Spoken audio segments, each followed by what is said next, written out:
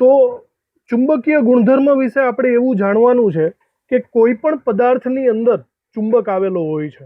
કોઈ પણ પદાર્થ જો તમે લઈ લેશો તો એ થોડાક રીતે ચુંબકીય ગુણધર્મ ધરાવે છે. તો જુઓ, દાખલા તરીકે કોઈ પણ એક પદાર્થ લઈએ તો એના પરમાણુ રચનામાં ઇલેક્ટ્રોન્સ તો હાજર જ હશે, બરાબર. આ દરેકે દરેક ઇલેક્ટ્રોન તમને ખબર હશે બે જુદા જુદા પ્રકારની ગતિ ધરાવતા હોય છે. એક તો તે પરિભ્રમણ કરતા હોય છે પ્રોટોનની આજુબાજુ, ન્યુટ્રોનની આજુબાજુ, રાઈટ. અને બીજું એ પોતાની ધરી ઉપર ધરીભ્રમણ પણ કરતા હોય છે. આનો તો નોલેજ છે જ આપણી પાસે. પૃથ્વીની જેમ પરિભ્રમણ અને ધરાભ્રમણ બંને આ ઇલેક્ટ્રોન દર્શાવે છે. અને આ બંને પ્રકારની ગતિના કારણે એમાં થોડુંક એવું ચુંબકીય ગુણધર્મ, ચુંબકત્વ જોવા મળે છે. તો આ એકદમ સમજવાની વાત છે કે દરેકે દરેક ઇલેક્ટ્રોનમાં કંઈક ને કંઈક થોડાક એવા અંશે ચુંબકત્વ હાજર હોય છે. પણ આ થોડુંક એવું નાનું ચુંબકત્વ ઇલેક્ટ્રોન્સની અંદર હોય તેમ છતાં કોઈ પણ પદાર્થમાં આપણને ખબર છે જો બેકી સંખ્યામાં ઇલેક્ટ્રોન હોય તો આ બંને ઇલેક્ટ્રોન એકબીજાથી વિરુદ્ધ દિશામાં ફરતા હોય. સમજો, દાખલા તરીકે આટલા ઇલેક્ટ્રોન છે તો આ દરેકે દરેક ઇલેક્ટ્રોનમાં જે એક જ કક્ષકમાં બે ઇલેક્ટ્રોન છે એ એકબીજાથી વિરુદ્ધ ભ્રમણ કરતા હોય છે. વિરુદ્ધ ભ્રમણ કરે એનો મતલબ ચુંબકીય ક્ષેત્ર એકબીજાથી વિરુદ્ધ દિશામાં હોય. આ વિરુદ્ધ દિશાનું ચુંબકીય ક્ષેત્ર લઈ લો તો એકબીજાને નષ્ટ કરે.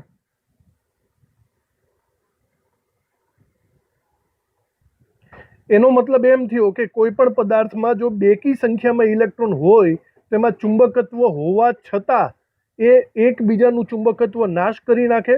પરિણામી ચુંબકીય બળ ઝીરો થશે, ચુંબકીય ચાક માત્રા ઝીરો થશે. આપણે અમુક એક્ઝામ્પલ લઈએ. દાખલા તરીકે જુઓ કે મારી પાસે આ એક પરમાણુ છે જેમાં માત્ર બે જ ઇલેક્ટ્રોન આવેલા છે. આ બે ઇલેક્ટ્રોન હોય તો આ બંનેની ચુંબકીય ચાક માત્રા એકબીજાથી વિરુદ્ધ દિશામાં હશે. બંને વિરુદ્ધ સ્પિન ધરાવે છે અને પરિણામે આ બંનેનું ચુંબકીય ક્ષેત્ર એકબીજાથી વિરુદ્ધ દિશામાં હોવાથી પરિણામી ચુંબકીય ક્ષેત્ર ઝીરો મળે. તો આ પદાર્થ ચુંબકીય ક્ષેત્ર ધરાવતો નથી એવું હું કહી શકું છું.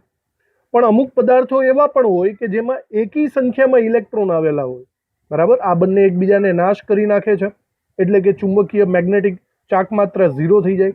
હવે દાખલા તરીકે આવો કોઈ આપણી પાસે પરમાણુ છે જેમાં 5 ઇલેક્ટ્રોન છે. ધેટ મીન્સ બે ના જોડકામાં આ એક સિંગલ ઇલેક્ટ્રોન થઈ જશે, બરાબર. જો આવું કરશો તો આ ઇલેક્ટ્રોનની ચુંબકીય ચાક માત્રા આ વખતે ઝીરો નહીં થાય. માટે પરિણામી ચાક માત્રા નોન ઝીરો, એટલે કે કંઈક ને કંઈક ચુંબકીય ક્ષેત્ર ધરાવશે. આવી રીતે કોઈ પણ પદાર્થમાં ચુંબકીય ક્ષેત્ર જોવા મળે છે.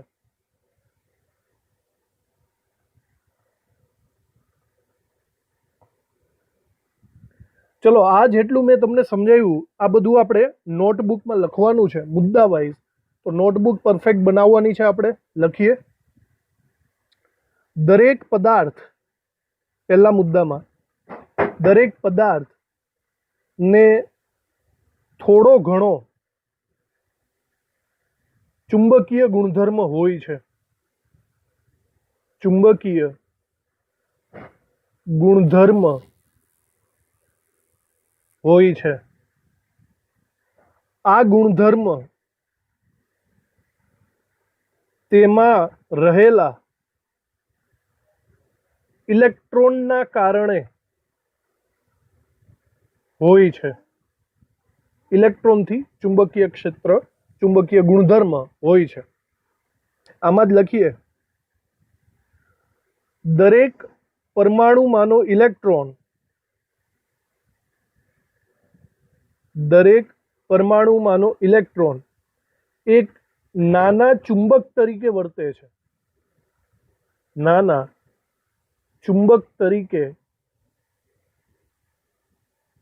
વર્તે છે. ઇલેક્ટ્રોનની ચુંબકીય ચાક માત્રા, ઇલેક્ટ્રોનની ચુંબકીય ચાક માત્રા તેની બે પ્રકારની ગતિથી ઉદ્ભવે છે. ઇલેક્ટ્રોન બે પ્રકારની ગતિ કરે છે. નંબર 1, કેન્દ્રની આસપાસ કક્ષકીય ગતિ, અને નંબર 2, પોતાની ધરીની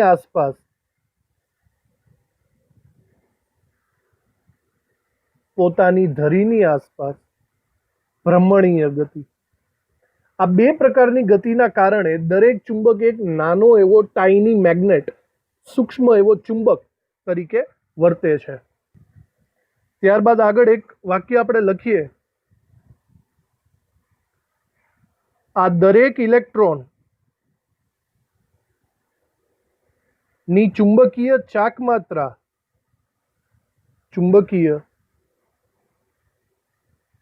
માત્રા ઘણી ઓછી હોય છે. જો આપણે તેને માપવું હોય તો માપી શકીએ. તેને માપવા માટે આપણે બોર મેગ્નેટોન નામનો એકમ લઈશું. તેને ઘણી ઓછી હોય છે, તેને બોર મેગ્નેટોન, જેને આપણે મ્યુ બી તરીકે પણ ઓળખી શકીએ, બોર મેગ્નેટોન એકમમાં માપી શકીએ છીએ.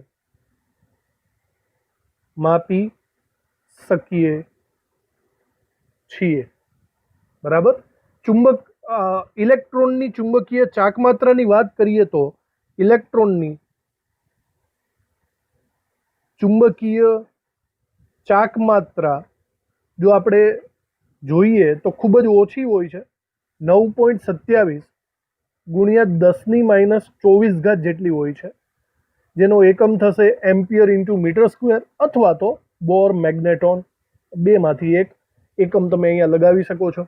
તો આવી રીતે ઇલેક્ટ્રોનની વાત કરી. ઇલેક્ટ્રોનના કારણે કોઈ પણ પદાર્થમાં ચુંબકીય ક્ષેત્ર અથવા ચુંબકત્વ હોય છે, જે આપણે આવી રીતે સમજી શકીએ છીએ.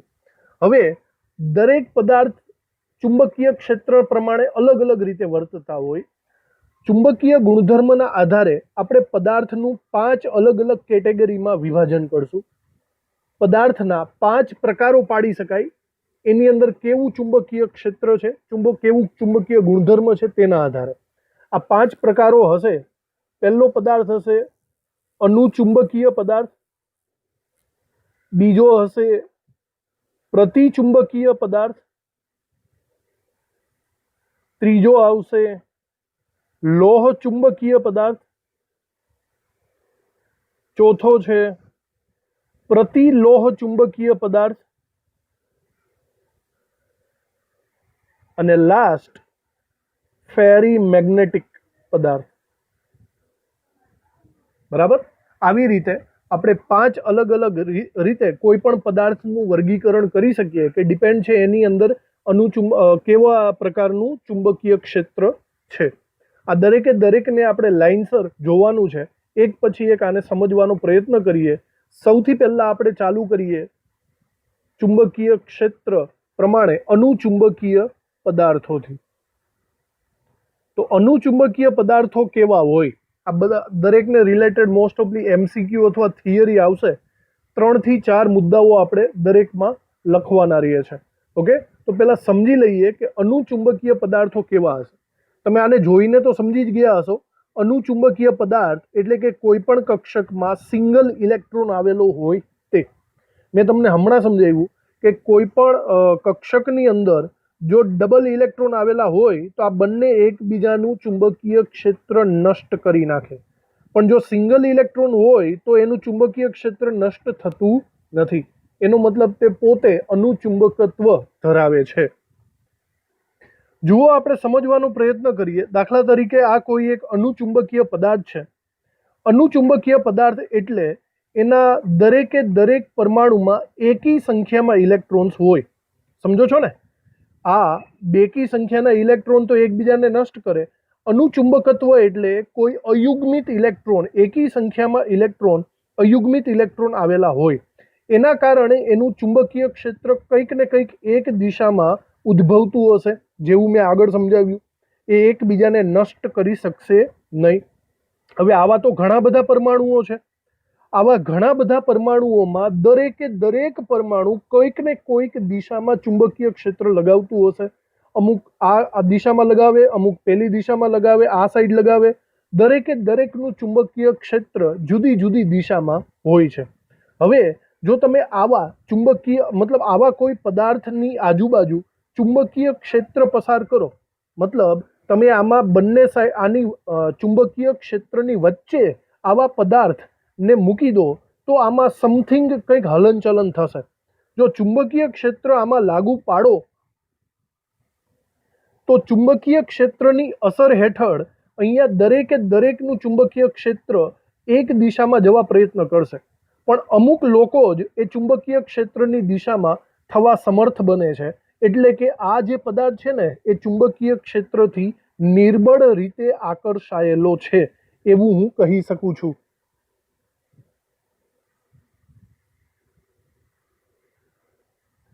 ચલો આ જ વસ્તુને આપણે નોટબુકમાં લખીએ.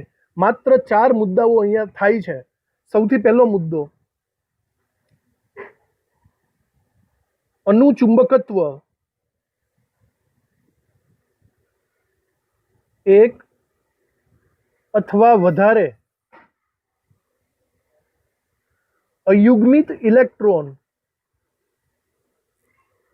ની હાજરીના લીધે હોય છે. અયુગ્મિત ઇલેક્ટ્રોન હોવો જોઈએ. આ અયુગ્મિત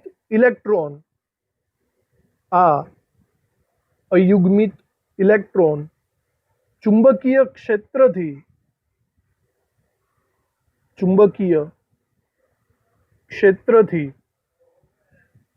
નિર્બળ રીતે આકર્ષાય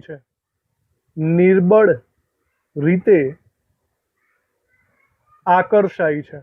હમણાં આપણે જોયું બધા પરમાણુઓની ચુંબકીય ચાક માત્રા એક સાઈડ નથી થતી, અમુકની જ થાય છે. એટલે કે નિર્બળ, ખૂબ જ ઓછું આકર્ષણ તેઓ પામે છે. આવું આપણે લખી શકીએ છીએ. હજી એક વાત આમાં લખીએ કે તેઓ ચુંબકીય ક્ષેત્રની દિશામાં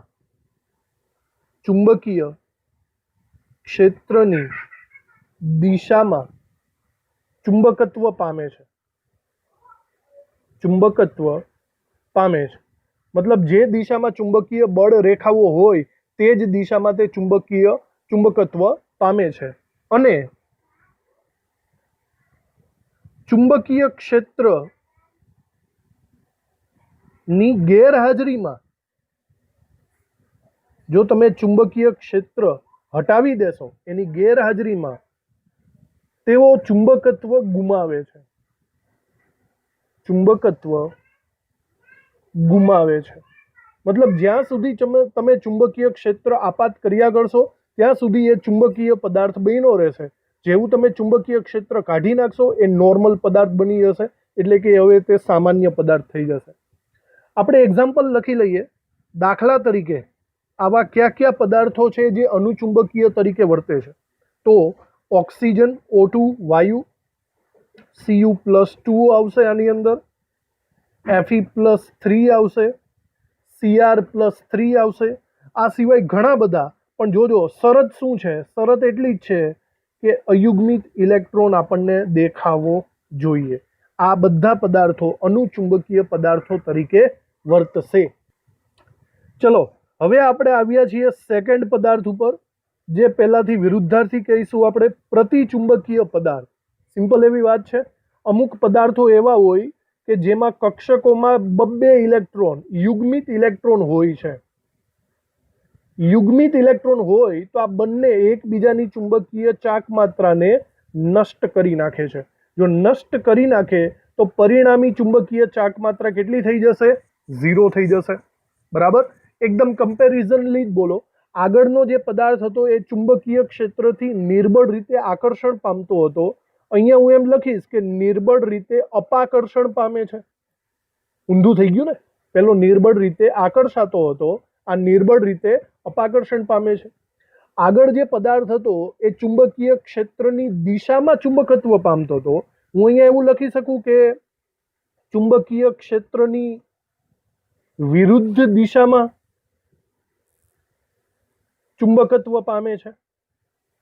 બરાબર, એકદમ અપોઝિટ વાત જ આપણે કરવાની રહે છે. તો આવી રીતના અનુચુંબકીય પદાર્થનું વિરુદ્ધાર્થી શબ્દ જેવું જ એક પદાર્થ થશે પ્રતિચુંબકીય પદાર્થ. જે 4 મુદ્દાઓ આપણે પહેલામાં લખ્યા છે તેનું જ આપણે રિવર્સ કરીને આની અંદર લખવાનું છે. તો લખીએ આપણે નોટબુકની અંદર, પહેલા મુદ્દામાં લખીએ આપણે, જે પદાર્થોમાં બધા જ ઇલેક્ટ્રોન યુગ્મિત હોય અથવા એક પણ ઇલેક્ટ્રોન અયુગ્મિત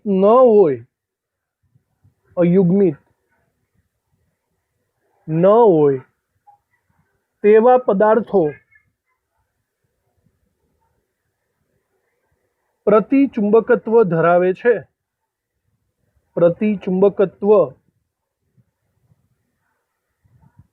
છે. અહીંયા આપણે બીજી પણ ચોખવટ કરી દઈએ. ઇલેક્ટ્રોનનું યુગ્મન તેમની ચુંબકીય ચાક માત્રાને રદ અથવા તો નષ્ટ કરી દે છે. એકબીજાથી વિરુદ્ધાર્થી હોય છે અને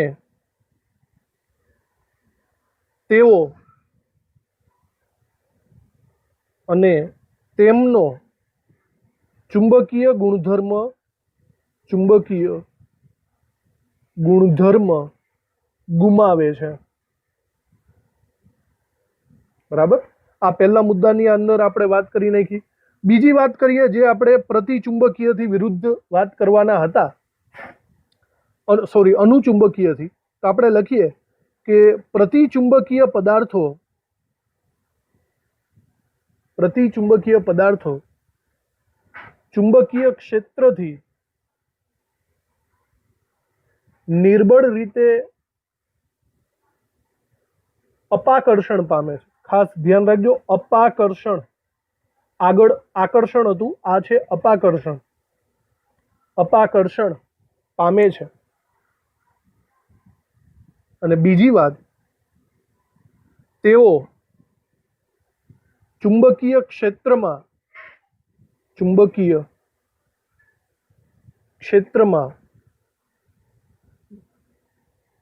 વિરુદ્ધ દિશામાં ચુંબકત્વ પામે છે. આગળ ચુંબકીય ક્ષેત્રની દિશામાં ચુંબકત્વ પામતું હતું, અહીંયા વિરુદ્ધ દિશામાં ચુંબકત્વ પામે છે. અને લાસ્ટ આપણે એક્ઝામ્પલ લખી નાખીએ. દાખલા તરીકે પ્રતિચુંબકીય ધરાવતા પદાર્થો કયા કયા છે? સૌથી પહેલા તો H2O પ્રતિચુંબકીય છે, NaCl, ત્યારબાદ બેન્ઝીન એટલે કે C6H6, અથવા કોઈ પણ એવા પદાર્થો કે જેની અંદર બધા ઇલેક્ટ્રોન યુગ્મિત સ્વરૂપે હોય તેવો પ્રતિચુંબકત્વ ધરાવે છે એવું આપણે કહી શકીએ છીએ. તો આ થઈ ગયો આપણો સેકન્ડ પદાર્થ, પ્રતિચુંબકીય પદાર્થ. ચલો, ત્યારબાદ આપણે આવીએ છીએ ત્રીજા પદાર્થ ઉપર, લોહ ચુંબકીય પદાર્થો. યાદ રાખજો, આનું ઇંગ્લિશ નામ બહુ પોપ્યુલર છે અને ફેરોમેગ્નેટિક પદાર્થ, ફેરોમેગ્નેટિક પદાર્થ તરીકે પણ ઓળખવામાં આવે છે. હવે આ બહુ સમજવા જેવું છે, ઘણા બધા MCQ આમાંથી પૂછાવા લાયક છે. સમજો આ બરાબર શું છે. અમુક પદાર્થો એવા છે, દાખલા તરીકે આયર્ન છે, cobalt, nickel, gadolinium that means GD, પછી ક્રોમિયમ ડાયોક્સાઇડ CrO2. આ પદાર્થો એવા છે કે જ્યારે તમે આને ચુંબકીય ક્ષેત્રમાં મૂકશો ને ત્યારે તેઓ પ્રબળ રીતે આકર્ષણ પામે છે. જોજો, આગળ છે ને આપણે નિર્બળ રીતે આકર્ષણ અપાકર્ષણની વાત કરતા હતા, હવે આપણે પ્રબળ રીતે આકર્ષણ પામે એની વાત કરીએ. પ્રબળ રીતે આકર્ષણ પામે છે. તો આવા પદાર્થો છે ને એકચ્યુઅલી જ્યારે ચુંબકીય ક્ષેત્રમાં મૂકો ને ત્યારે તેઓ કાયમી ચુંબક બની જતા હોય છે. કેવા ચુંબક? કાયમી ચુંબક બની જાય. પહેલા શું હતું કે ચુંબકીય ક્ષેત્ર આપાત કરો તો ચુંબક બને, અને ચુંબકીય ક્ષેત્ર કાઢી નાખો તો પાછો જેવો હતો એવો નોર્મલ પદાર્થ બની જાય. પણ અહીંયા એવું નથી. અહીંયા એક વખત ચુંબક બની જશે એટલે બની ગયો, પછી તે કાયમી રીતે ચુંબક બની જાય છે. તો હવે આમાં આની સિસ્ટમ કેવી છે બરાબર સમજી લ્યો. દાખલા તરીકે આવા કોઈ પણ ફેરોમેગ્નેટિક પદાર્થ આપણે જો લઈએ, આપણે જોજો અહીંયા બરાબર, એક ફેરોમેગ્નેટિક પદાર્થ આપણે લઈએ તો આ ફેરોમેગ્નેટિક પદાર્થમાં શું થાય છે? આ પદાર્થમાં નોર્મલી પરમાણુઓ હોય, બરાબર. દાખલા તરીકે આપણે Fe નો ટુકડો લઈ લઈએ તો એની અંદર આવી રીતે પરમાણુઓ ગોઠવાયેલા હોય, બરાબર.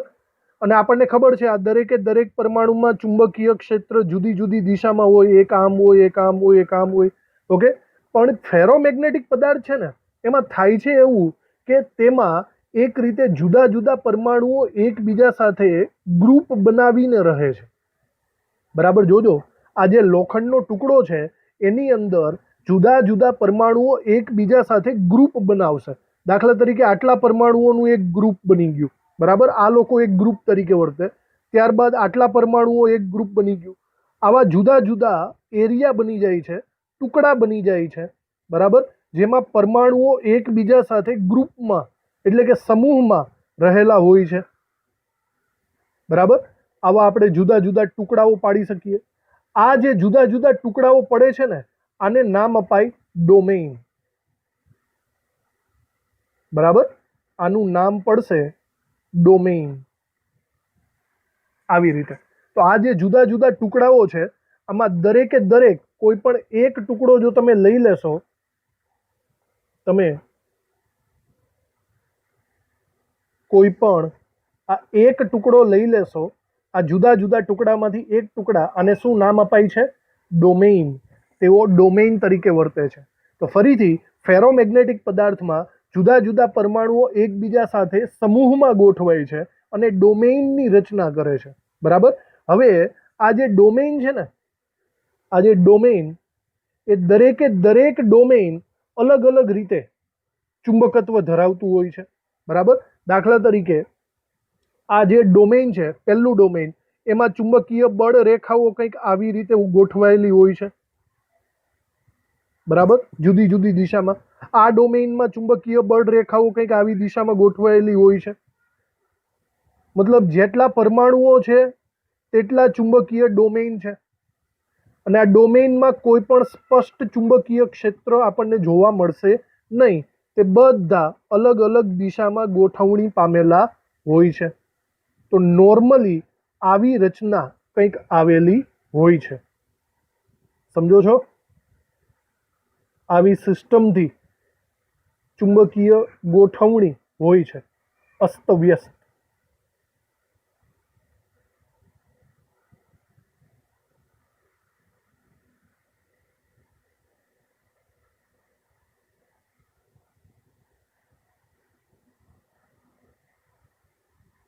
આવી રીતે. પણ હવે નોર્મલી દાખલા તરીકે લોખંડનો ટુકડો હું લઈ લઉં તો લોખંડનો ટુકડો મને આવો દેખાય. હવે તમે વિચારો, લોખંડનો ટુકડો એ ચુંબકીય પદાર્થ છે? નથી, બરાબર. એટલે કે નોર્મલી લોખંડના ટુકડાની અંદર બધા ચુંબકીય ડોમેઇન અસ્તવ્યસ્ત રીતે ગોઠવાયેલા છે.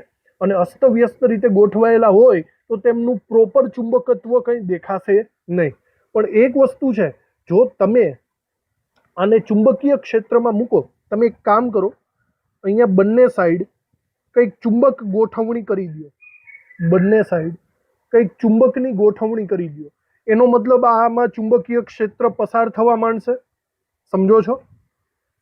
તમે આ પદાર્થને ચુંબકીય ક્ષેત્રની અંદર જો મૂકશો તો થશે એવું કે આ જે બધા ડોમેઇન છે ને એ એક જ દિશામાં વિન્યાસિત થઈ જશે. જુઓ બરાબર, ધીમે ધીમે ચુંબકીય ક્ષેત્ર જેમ પસાર થાય ને એમ ધીમે ધીમે બધા ડોમેઇન એક જ દિશામાં થઈ જશે. એટલે કે ચુંબકીય ક્ષેત્રની દિશામાં થઈ જશે. અને જુઓ ધીમે ધીમે ધીમે આ બધા ચુંબકીય ચાકમાત્રા એ ચુંબકીય ક્ષેત્ર તરફ થઈ ગયેલા હોય એવું આપણને દેખાશે. અંતે આખે આખો પદાર્થ એ ચુંબક તરીકે વર્તે છે, બરાબર. તો પહેલા ડોમેઇન અસ્તવ્યસ્ત હતી, હવે ચુંબકીય ક્ષેત્રની દિશામાંથી ગોઠવાઈ ગઈ.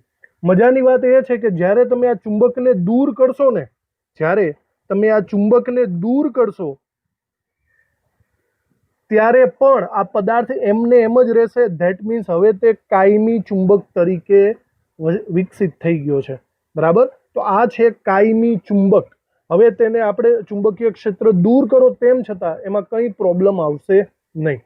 તો આટલી જે વાત કરી, તો આ વસ્તુ છે ફેરોમેગ્નેટિક પદાર્થ અથવા લોહ ચુંબકીય પદાર્થ.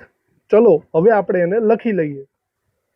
લખવામાં પહેલા મુદ્દામાં આપણે લખીએ આયર્ન, કોબાલ્ટ, નિકલ, ગેડોલેનિયમ અને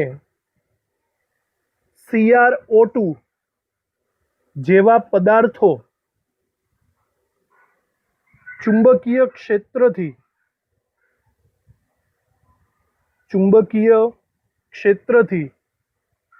ખૂબ જ પ્રબળ રીતે આકર્ષાય છે. આવા પદાર્થોને લોહ ચુંબકીય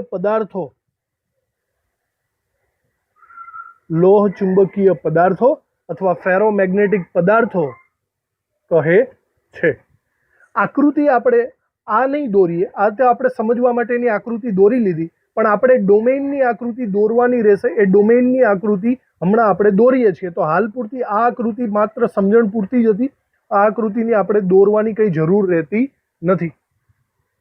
ચલો ત્યારબાદ બીજા મુદ્દાની અંદર લખીએ પ્રબળ આકર્ષણ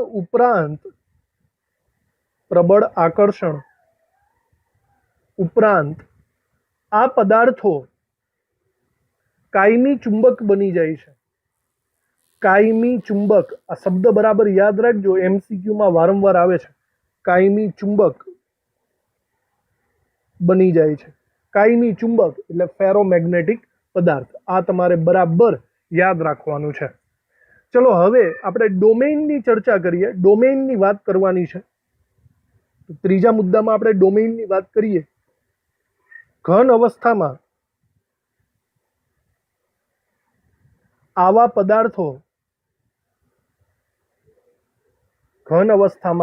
પદાર્થોના ધાતુ આયનો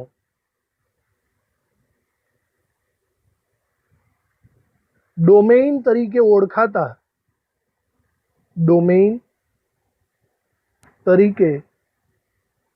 ઓળખાતા નાના વિસ્તારમાં સામૂહિક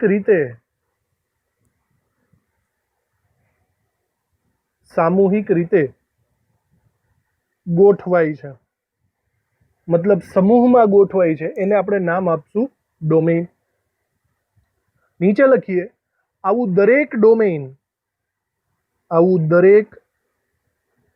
ડોમેઇન એક નાના ચુંબક તરીકે વર્તે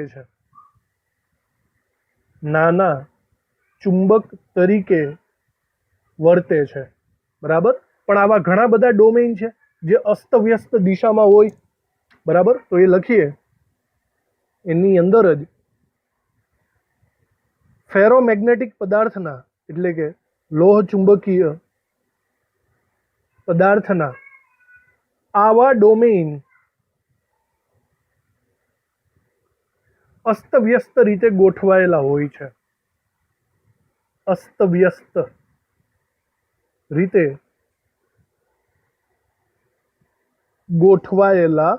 હોય છે. જેથી તેમની ચુંબકીય ચાક માત્રા હોતી નથી અથવા તો રદ થાય છે, બરાબર. નોર્મલી ચુંબકીય ચાક માત્રા હોતી નથી. પણ એક વાત છે, જો તમે તેને ચુંબકીય ક્ષેત્રમાં મૂકો તો કંઈક અલગ થશે. તો આપણે અહીંયા ફરીથી એક નવો મુદ્દો પાડીએ. જ્યારે આવા પદાર્થને ચુંબકીય ક્ષેત્રમાં મૂકવામાં આવે, ચુંબકીય ક્ષેત્રમાં મૂકવામાં આવે ત્યારે બધા જ ડોમેઇન ચુંબકીય ક્ષેત્રની દિશામાં, ચુંબકીય ક્ષેત્રની દિશામાં ગોઠવાય છે અથવા તો અભિવિન્યાસિત પામે છે. અને જો આવું થાય અને પ્રબળ ચુંબકીય અસર, ચુંબકીય અસર ઉત્પન્ન કરે છે, જો આવું થાય તો એક પ્રબળ ચુંબક આપણને દેખાશે. આની અંદર જ આગળ લખીએ, જો ચુંબકીય ક્ષેત્ર દૂર કરવામાં આવે, જો ચુંબકીય ક્ષેત્ર દૂર કરવામાં આવે તો પણ ડોમેઇનમાં ક્રમબદ્ધતા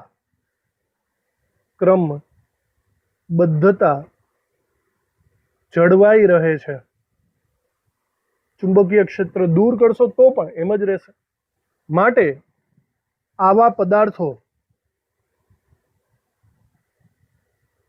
કાયમી ચુંબક બને છે. આને આપણે આકૃતિમાં જો દોરવું હોય તો ટેક્સ્ટબુક રિલેટેડ આપણે આકૃતિઓ પણ દોરી શકીએ. ડોમેઇનની આકૃતિઓ એકદમ સાદા સ્વરૂપે આપણે દોરવાની છે. તો જુઓ, ડોમેઇનની આકૃતિઓ આપણે કંઈક આવી રીતે દોરી શકીએ, જેની અંદર આપણે રાઉન્ડ કરવાના રહેશે. બરાબર? આવા આપણે રાઉન્ડ કરતા જાઓ.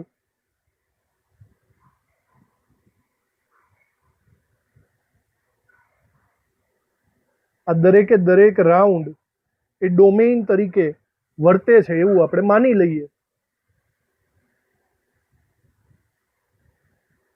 બરાબર? અને આની અંદર આપણે આપણે ડોમેઇનમાં જે ચુંબકીય ક્ષેત્રની રેખાઓ છે એ આપણે દર્શાવશું. તો એને દર્શાવવા માટે આપણે કોઈ એક દિશા રાખી લઈએ. દાખલા તરીકે આવી કોઈ દિશા રાખી લઈએ તો બધા ડોમેઇન એક જ દિશામાં તમારે દર્શાવવાના રહેશે. કોઈ પણ દિશા તમે રાખી શકો છો, પણ ડોમેઇનમાં દરેકે દરેકની દિશા એક સમાન હોવી જોઈએ. આવી રીતે તો બધા ડોમેઇન એક જ દિશામાં. તો આવા પદાર્થને આપણે શું કહીશું? આને કહીશું આપણે ફેરોમેગ્નેટિક પદાર્થના ડોમેઇન. તો આવી રીતે ફેરોમેગ્નેટિક પદાર્થ અહીંયા કમ્પ્લીટ થાય છે. યાદ રાખજો, કાયમી ચુંબક, આ શબ્દ બરાબર ધ્યાન રાખવું અને એના એક્ઝામ્પલ પણ ધ્યાનમાં રાખવા. હવે આપણે આપણા નેક્સ્ટ પદાર્થ ઉપર જઈએ છીએ. એ છે પ્રતિલોહ ચુંબકીય પદાર્થ. બરાબર? આગળનો જે પદાર્થ હતો તે લોહ ચુંબકીય હતો. આ છે પ્રતિલોહ ચુંબકીય. તો આનું ઇંગ્લિશ નામ શું થાય? આનું ઇંગ્લિશ નામ જો આપણે લખવું હોય તો આપણે એવું લખી શકીએ, એન્ટી ફેરોમેગ્નેટિક પદાર્થો. એન્ટી ફેરોમેગ્નેટિક પદાર્થ આપણે એને કહી શકીએ. તો સીધી વાત છે, આના જે આગળ આપણે જોયું છે એનાથી ઊંધું જ છે. આપણે આના એક્ઝામ્પલ ક્યાં ક્યાં આવે ત્યાંથી આપણે લખવાનું ચાલુ કરીએ. ફેરોમેગ્નેટિક પદાર્થથી ઊંધી વસ્તુ આપણે બોલવાની રહેશે. તો આપણે અહીંયા લખીએ, આનું એક એક્ઝામ્પલ છે. દાખલા તરીકે આનું એક્ઝામ્પલ આવશે મેંગેનીઝ ઓક્સાઇડ, MnO. બરાબર? તો અહીંયા આપણે લખીએ MnO, અથવા તો આવી રીતના જ લખીએ. દાખલા તરીકે MnO પ્રતિચુંબકીય લોહ પદાર્થ છે. બરાબર? ચલો એની નીચે મુદ્દા વાઇઝ લખીએ કે તેમાં ડોમેઇન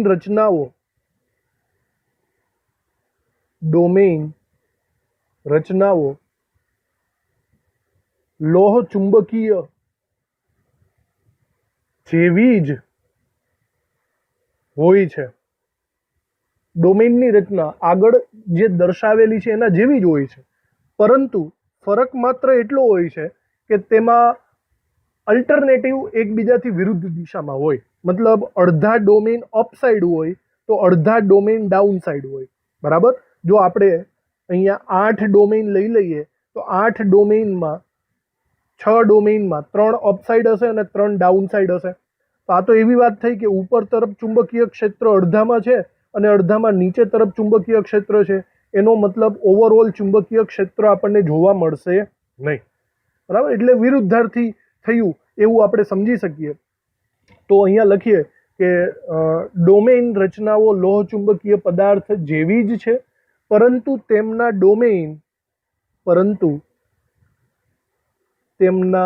ડોમેન એકબીજાથી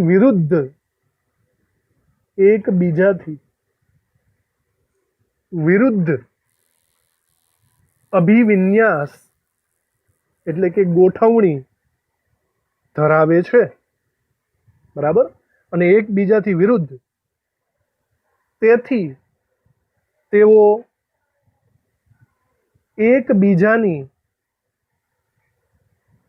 ચુંબકીય ચાકમાત્રા નષ્ટ કરે છે. બરાબર. તો સિમ્પલી આ શોર્ટમાં જ પતાવેલું છે. એક એક્ઝામ્પલ યાદ રાખવાનું છે, MnO, અને આની ગોઠવણી તમારે અલ્ટરનેટ કરવાની છે. જો આપણે આકૃતિ દોરવી હોય તો આપણે પહેલા ડોમેઇન દોરી લઈએ. બરાબર.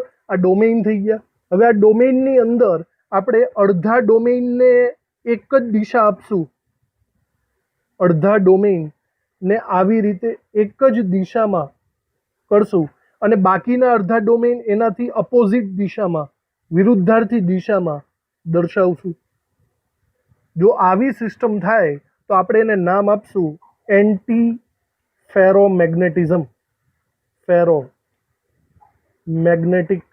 પદાર્થ અથવા તો પ્રતિલોહ ચુંબકીય પદાર્થ. બરાબર. આનું એક્ઝામ્પલ છે MnO. તો આવી રીતે લોહ ચુંબકીય અને પ્રતિલોહ ચુંબકીય એકબીજાથી વિરુદ્ધ થયા, અનુચુંબકીય અને પ્રતિચુંબકીય એકબીજાથી વિરુદ્ધ થયા. બરાબર. આ સિવાય એક પદાર્થ આવે છે જેનું નામ છે ફેરીમેગ્નેટિઝમ, ફેરીમેગ્નેટિક પદાર્થ. આ થોડીક રીતે થોડોક અલગ પડે છે, તો આપણે આને લખી નાખીએ. ફેરીમેગ્નેટિક પદાર્થ. ચલો, આની અંદર શું કરવાનું છે? આ પદાર્થમાં ફરક એટલો જ છે કે આમાં પણ ડોમેઇન તો હશે. બરાબર. આવા ઘણા બધા ડોમેઇન હશે. આ ડોમેઇનની અંદર જે ચુંબકીય ક્ષેત્રની ગોઠવણી છે તે સમાંતર હશે, પણ આની અંદર જે છે ને એક દિશા અને વિરુદ્ધ દિશા એની સંખ્યા જુદી જુદી હશે. મતલબ અપ સાઈડ જો 2 હોય તો ડાઉન સાઈડ 3 હોય, અપ સાઈડ 1 હોય તો ડાઉન સાઈડ 2 હોય. બરાબર. છે ગોઠવણી સમાંતર બધાની, પણ અપ સાઈડ અને ડાઉન સાઈડની સંખ્યા જુદી જુદી છે. સમાંતર ગોઠવણી હોવા છતાં તેઓ જુદી જુદી સંખ્યામાં ગોઠવાયેલા છે. તો આવા પદાર્થોને નામ આપશું ફેરીમેગ્નેટિક પદાર્થ. આ લોકો છે ને નિર્બળ રીતે આકર્ષણ પામતા હોય છે. બરાબર. જો બધા એક જ દિશામાં હોય તો પ્રબળ આકર્ષણ પામે, પણ આ તો સમાંતર છે, વળી પાછા અસમાન સંખ્યામાં સમાંતર છે, તો તેઓ નિર્બળ રીતે આકર્ષણ પામે છે. અને બીજું, જો આવા પદાર્થોને તમે ગરમ કરો ને તો તે ચુંબકત્વ ગુમાવે છે. બરાબર. તો બસ આમાં 2 થી 3 વાક્ય લખવાનું. મેઇનલી તમારે આ ડોમેઇનની ગોઠવણી ખાસ યાદ રાખવાની છે. બરાબર. આ ડોમેઇનની ગોઠવણી ખાસ યાદ રાખો. નિર્બળ રીતે આકર્ષણ પામે છે અને ગરમ કરતા તે પોતાનું ચુંબકત્વ ગુમાવે. આ MCQ પૂછાય છે. ગરમ કરતા ચુંબકત્વ ગુમાવે તો એ કોણ હોઈ શકે? ફેરીમેગ્નેટિક પદાર્થ હોઈ શકે છે. બરાબર. આવી રીતે આપણે લખવાનું છે. તો લખી નાખીએ આકૃતિ દોરીને. તો સૌથી પહેલા મુદ્દામાં આપણે લખીએ કે જ્યારે કોઈ પદાર્થમાં ડોમેઇનની ચુંબકીય ચાકમાત્રા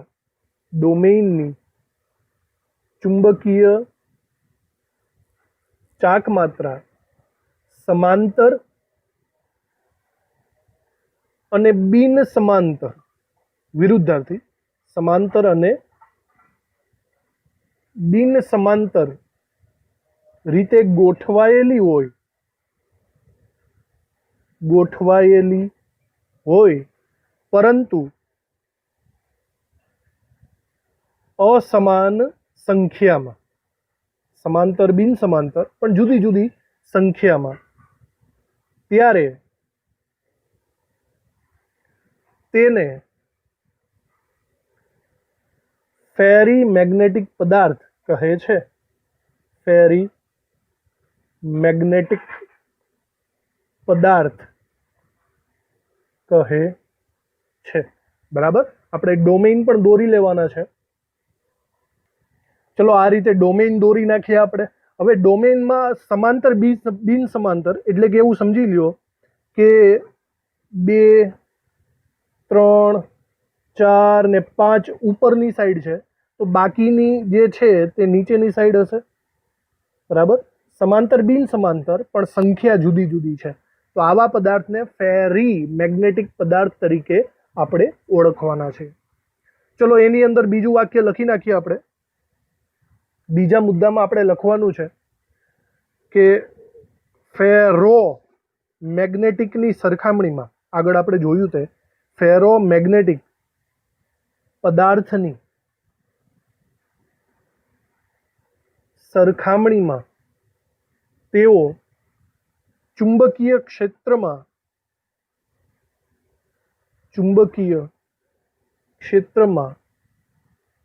निर्बळ रीते आकर्षायेला होय छे।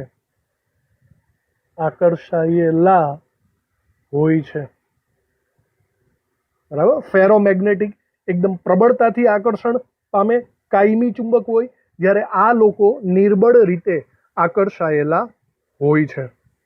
अने लास्ट मुद्दामां आपणे एना एक्ઝામ્પલ लखवाना छे तो लास्ट मुद्दामां आपणे एना एक्ઝામ્પલ लखीए।